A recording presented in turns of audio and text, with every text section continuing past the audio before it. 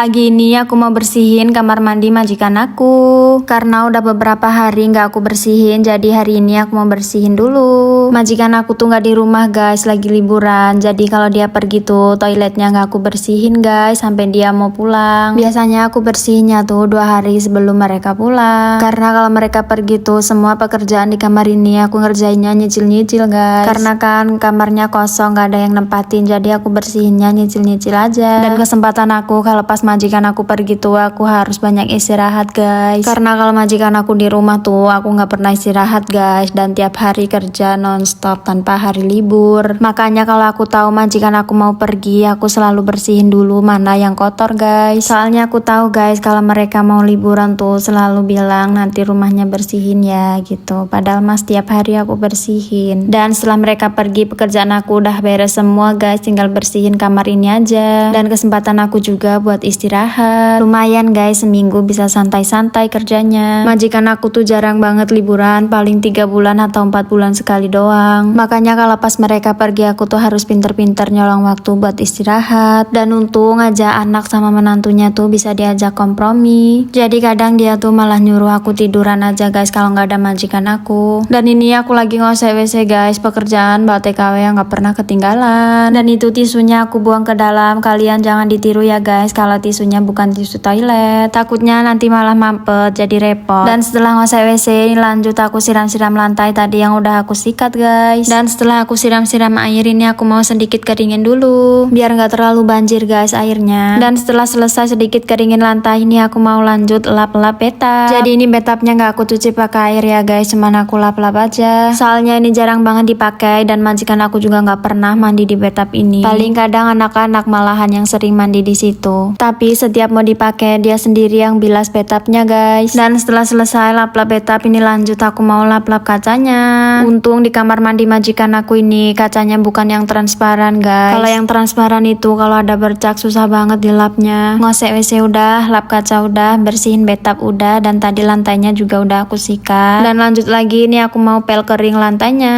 Oke guys, sekian dulu mini vlog aku hari ini. Selamat pagi dan selamat beraktivitas. Insya Allah ketemu lagi dengan video aku besok.